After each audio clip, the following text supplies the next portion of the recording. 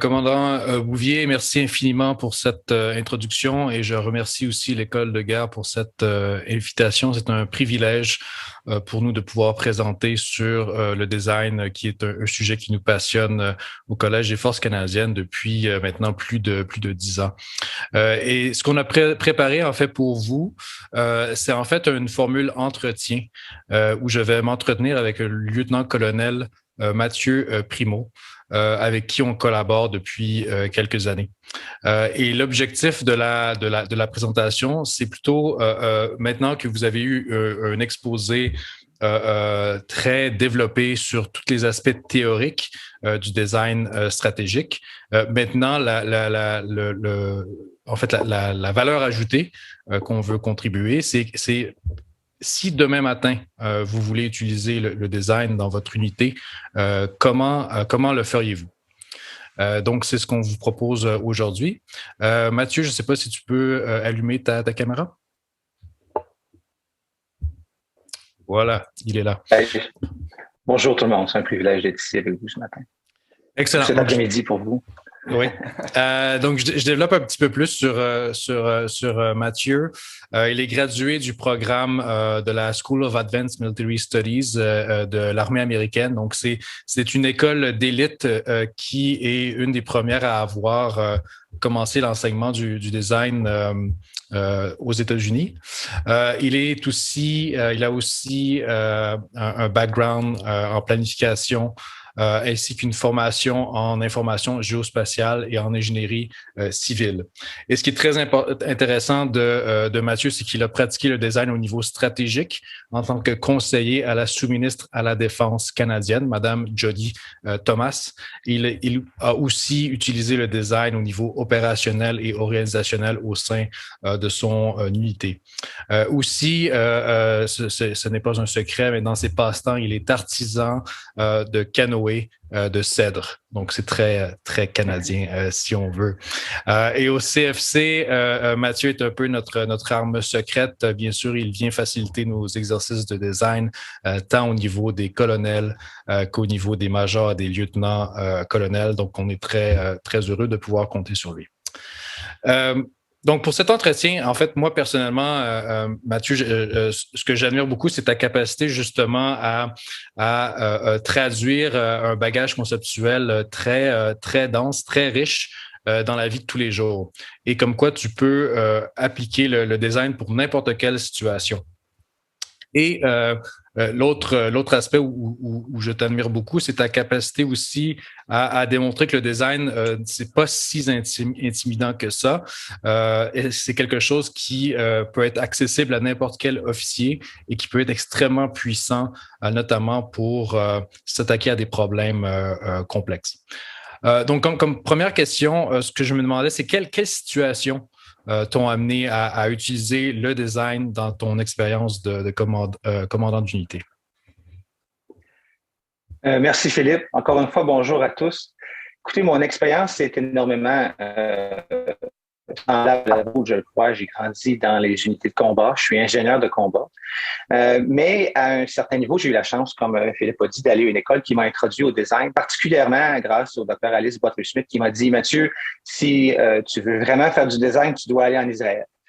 C'était la meilleure recommandation que j'ai reçue de ma vie de façon professionnelle pour y comprendre la complexité.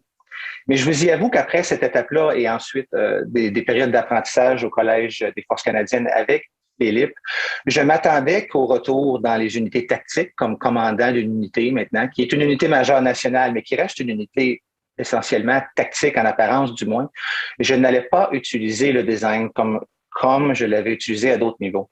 J'ai eu tort. Ce qui m'a marqué dans l'utilisation du design au quotidien, c'est à quel point il est possible de prendre certains éléments, certaines idées, certaines des choses que l'amiral Bourget a si bien expliquées et de les utiliser dans un contexte peut-être réduit avec moins de ressources pour quand même gagner des efficacités. Et c'est ça qui était essentiel pour moi. Non seulement d'aller chercher des idées novatrices parce que ça fonctionne. Non seulement d'aller chercher des modes de pensée différents parce que ça fonctionne, mais d'être efficace. Certains des problèmes que j'ai fait face, par exemple, brièvement peut-être, C'est que comme commandant du service de cartographie, je suis aussi l'autorité fonctionnelle pour l'intelligence géospatiale. On est une petite force canadienne et j'ai tout l'aspect géomatique. Et je me suis rendu compte que dans notre force de personnel qui travaille les fins de semaine, notre force de réserve, il y avait une capacité latente de géomatique qui, pendant 10 ans, avait fait quelques petits résultats ici et là au travers du Canada, mais avait été relativement limitée. Mais puisque la réserve est très politique, parce qu'elle est très régionale, très locale au Canada, il y avait une grande réticence à regarder de façon critique l'organisation et de décider si on doit continuer ou pas. Alors ça a vraiment été mon lancement, journée 3 de mon commandement. Et depuis, j'ai remarqué que pour exercer l'autorité, le leadership organisationnel, je crois que vous comprenez ce que je veux dire, et toute autorité fonctionnelle un peu plus grande que la tactique, le design est un outil exceptionnel. À toi, Philippe.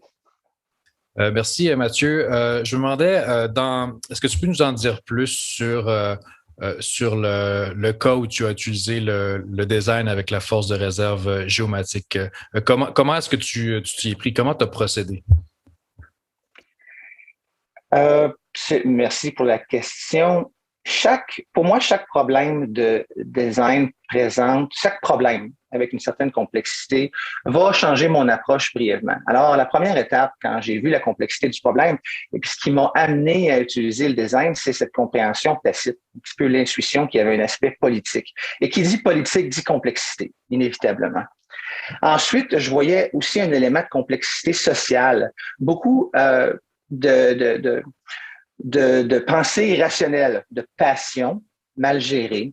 La force de réserve au Canada est à la base une force passionnée, pas une force particulièrement opérationnelle, puisque c'est des gens qui ont un entraînement limité dans un monde de plus en plus technique. C'est à peu près impossible d'arriver à la cheville de la force régulière dans tant de spécialités maintenant qui demandent des années d'entraînement. Alors, un peu d'intuition, je me suis rendu compte que j'allais essayer d'adresser un sujet plein de passion et que je voulais certainement l'adresser de façon complète, de façon inclusive, de façon crédible et de façon efficace. Parce que je suis, comme chacun d'entre vous a commandant l'unité, je suis certain débordé et je dois être extrêmement draconien, drastique avec mes priorités qui sont toujours mon personnel et leur encouragement au dépassement. C'est à propos d'eux le commandement, pas à propos de moi. Mais si je suis toujours en train de faire du design pour tout le monde, je ne fais pas mon travail. Alors, c'est un souci d'efficacité. Ce que j'ai fait, écoutez, la première chose, c'est de comprendre quelle est l'intention. Alors, il est essentiel d'engager avec ce qu'on appelle communément en anglais le design sponsor. Je vais m'essayer avec le commanditaire du design. Mais essentiellement, c'est de comprendre les autorités qui ont un rôle à jouer dans les décisions possibles futures par rapport aux problèmes où on regarde. Et il faut, avant même de commencer tout effort, bien essayer de comprendre, leur personnalité, à quoi ils s'attendent, comment ils pensent, une espèce d'appréciation d'intelligence, mais pas de l'ennemi ici, de nos commandants, de nos supérieurs. Et aussi de prendre le temps de comprendre la façon qu'il va être capable de prendre sa décision et lui aider à gérer ses attentes. Parce que quand on dit à un colonel général, dans ce cas-ci, plusieurs générales, bon, j'ai utilisé le design, donc ma solution est parfaite. Les yeux leur roulent, comme on dit en québécois, tout le tour. Là. Fait que c'est pas réaliste de faire ça comme ça. Alors, il faut gérer les attentes. Moi, je dis toujours, écoutez, j'ai un temps limité. Au minimum, je vais faire en sorte qu'on est tous mieux informés et qu'on va avoir une compréhension qui est plus globale et documentée. De façon visuelle, je vous le dis, j'écrirai pas un ordre de 40 pages. Je n'ai pas le temps d'écrire des rapports. Je suis commandant. Mais je réécrirai pas de rapport de 40 pages. Mais je vais avoir un exposé des conséquences, des observations d'un groupe expert. Alors, c'est la première étape.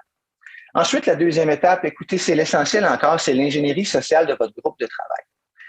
Dans mon expérience, je vais garder ça simple pour vous. Faire du design avec un groupe plus que 10 personnes ne fonctionne pas. Et le design virtuel ne fonctionne que très peu. Si vous n'avez pas le choix, disons que COVID devait continuer, je l'espère que non, pas plus que 6 personnes. Donc, j'ai formé un groupe de 10 personnes et je me suis efforcé d'aller chercher des intervenants qui, je savais, allaient penser différent de moi, à la base. Des membres du rang sont généralement, typiquement, dans une approche opposée. Alors, je suis allé chercher 2 de mes techniciens en géomatique qui ne se rapportent pas à moi directement ou que je sais qu'ils ne sont pas intimidés par ma position, pour vraiment laisser libre cours aux discussions. Ensuite, je suis allé chercher des réservistes expérimentés et fortement récalcitrants à certaines des idées qui, moi, je le sais, sont de mes billets. je ne sais pas si c'est un terme en français, mais de mes pensées ancrées dans ma tête qui sont peut-être ou peut-être pas valides du tout et pourraient un peu polluer l'exercice de design. Je suis très conscient de ça. Alors, je suis allé chercher des gens qui, je le savais intuitivement, ne sont pas d'avis similaires à moi. Et ça, c'est très important. Vous devez bâtir un groupe qui va avoir des perspectives différentes d'eux. Et puis ensuite, bien, écoutez, on se lance. On pourrait aller longtemps. Personnellement, ce que j'ai fait, c'est que j'ai fait simplement 2 petits working groups, des groupes de travail de 2 heures.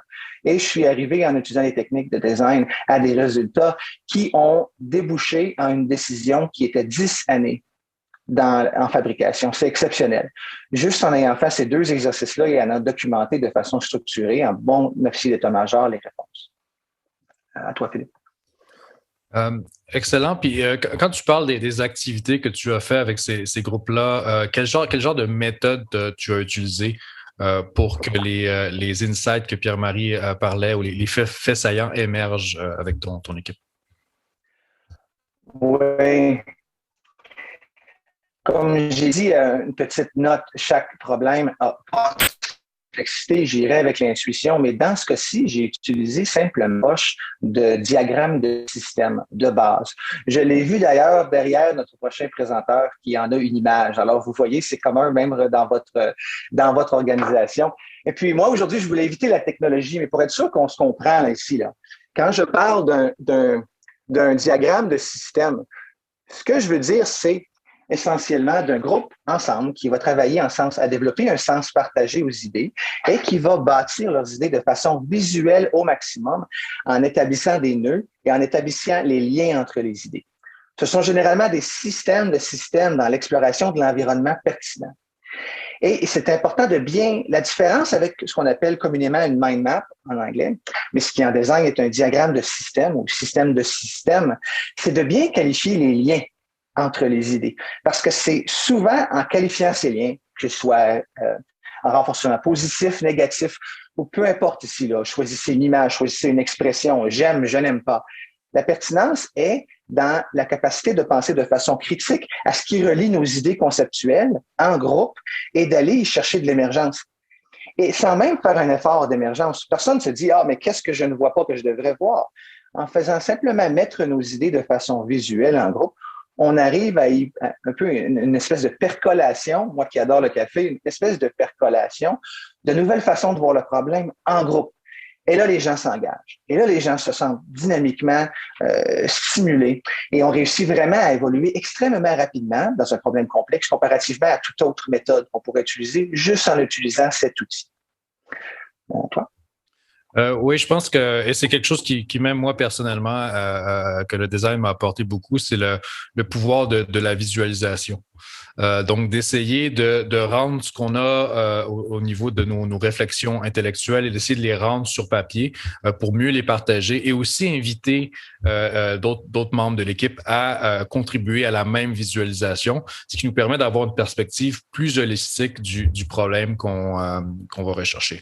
Et c'est quelque chose que moi, personnellement, en fait, je venais aussi des sciences pures, donc j'étais un peu allergique à tout ce qui était artistique et visualisation, mais devenant professeur au Collège des forces canadiennes spécialisé sur le design, j'ai pas eu le choix de vraiment passer de la théorie à l'acte.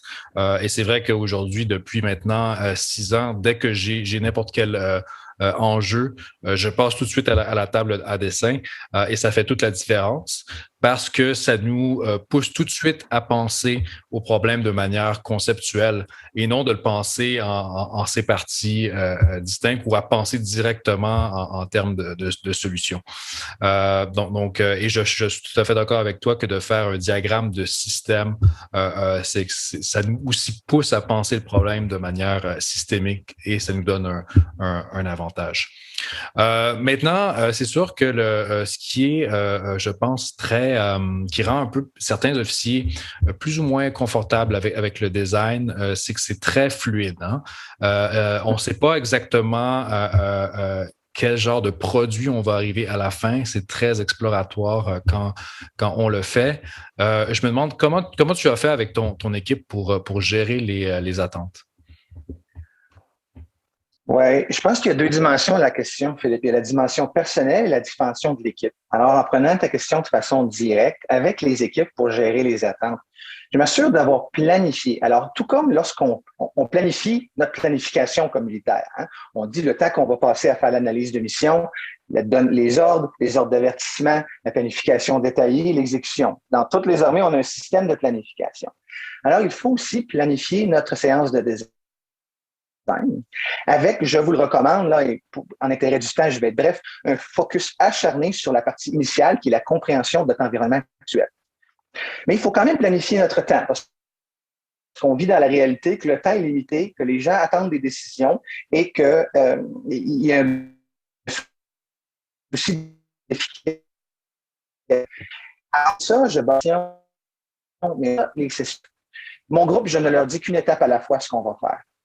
Ça, c'est bien important. Et quand je leur dis, bon, dans le prochain travail, pour le travail, on va travailler là-dessus, à la fin, l'objectif est il faut l'avoir actualisé d'avance. L'approche la plus commune qui est tirée de l'Army Design Technology, que l'amiral Boréal a parlé précédemment, c'est une approche où vous allez avoir à la fin une espèce d'image et un narratif. Alors ça, c'est un résultat d'un groupe de travail. Vous pouvez en avoir plusieurs images et narratifs. Mais c'est important que quand vous commencez, que vos étudiants comprennent que c'est là qu'ils s'en vont, vos étudiants, vos travailleurs, dépendamment du contexte de votre équipe. Et vous, de savoir qu'est-ce que vous allez avoir pour travailler sur la suite.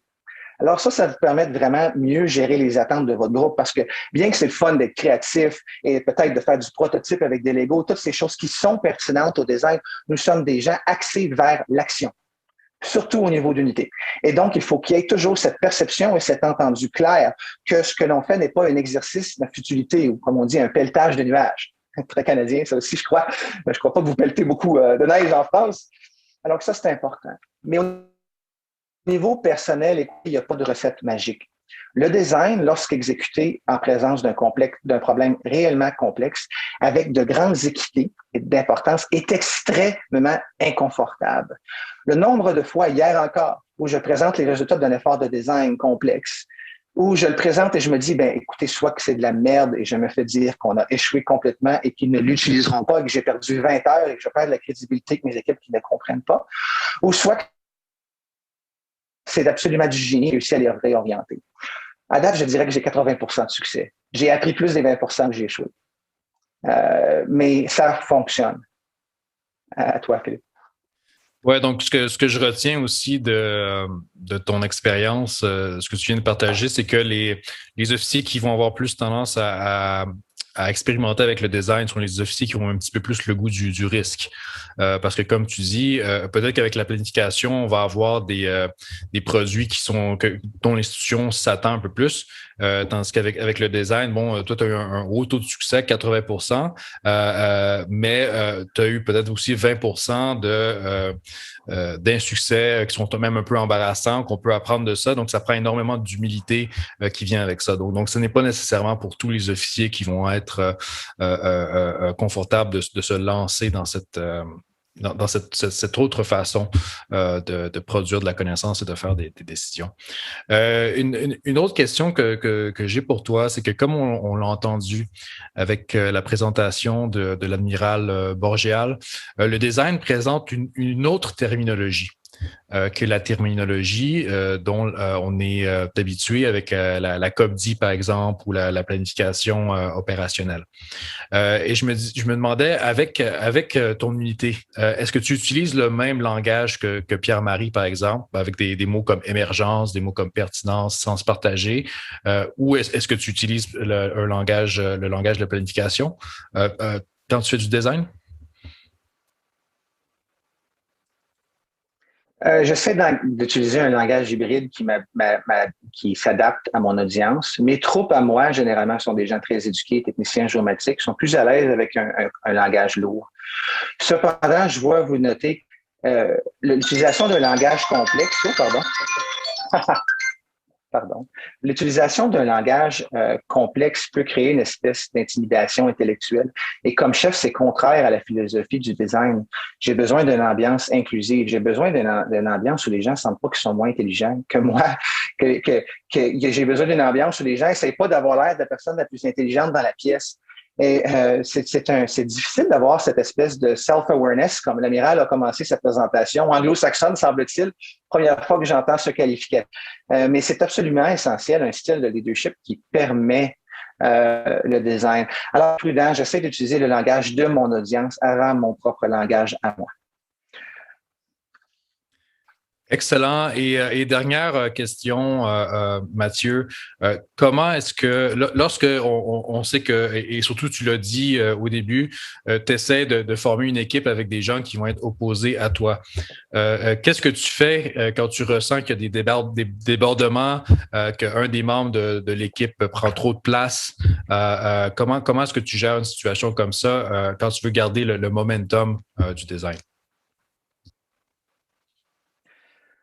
Oui, alors il y a des trucs. Moi, ce que j'ai réalisé relativement rapidement, du moins, c'est que les outils de négociation. J'ai fait un cours de négociation par Chris Voss, qui a écrit un livre célèbre sur la négociation. C'est un négociateur du FBI. Et c'est le meilleur investissement de ma vie parce que toute discussion avec des gens qui ont des intérêts différents revient à une négociation. Là, au niveau du groupe, les outils qui s'appliquent peuvent être très simples. Par exemple, parce que vous le savez, comme moi, je vais peut-être clarifier la question, certaines personnes ont besoin de parler pour réfléchir. On dirait que leur capacité de réflexion est directement liée à leur mâchoire qui bouge.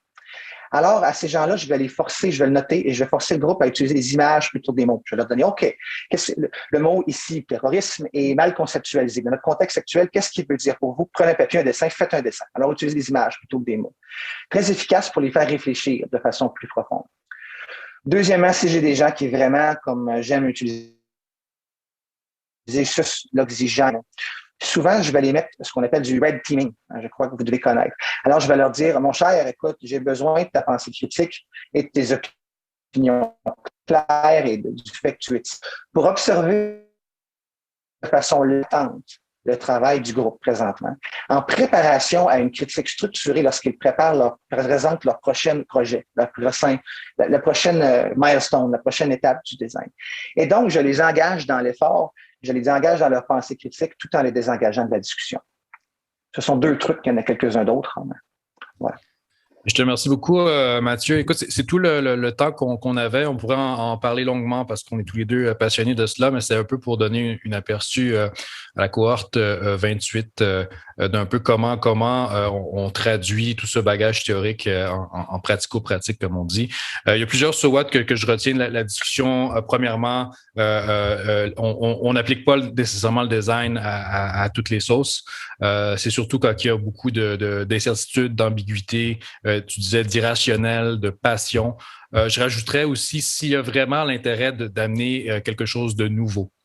Parce que souvent, on dit qu'on veut faire l'innovation, mais si on gratte un peu, on se rend compte que le commandant ne veut pas nécessairement de solution nouvelle et serait très bien avec une solution qui existe déjà. Donc, à ce moment-là, ça ne vaut pas la peine d'en faire et de se lancer dans le vide et avec le design. Aussi, un autre truc que je retiens beaucoup, c'est de bien connaître justement le chef qui donne le feu vert pour faire du design, pour vraiment comprendre son intention et qu'est-ce qu'il recherche à travers tout ça. Aussi d'avoir une équipe le plus diverse intellectuellement possible, de ne pas avoir peur de mettre des éléments qui vont nous challenger en bon français, qui vont vraiment remettre en question nos idées en tant que chef parmi l'équipe et ça fait partie du jeu. Je ne pense pas que c'est un problème pour nos amis français de faire ça. Et dernière chose, au niveau des méthodes, si vous voulez pratiquer le design demain matin, allez tout de suite dans la visualisation, l'utilisation de symboles pour mieux résumer, comprendre une situation, mieux la partager avec vos collègues. Et aussi, vous pouvez utiliser un langage commun. J'éviterais d'utiliser le langage de la planification parce que justement, on veut amener l'équipe à penser différemment. Et si on utilise le langage de la planification, on risque de ramener l'équipe à un mode de pensée de planificateur. Donc, c'est tout pour nous. Donc, encore une fois, très stimulant comme conversation.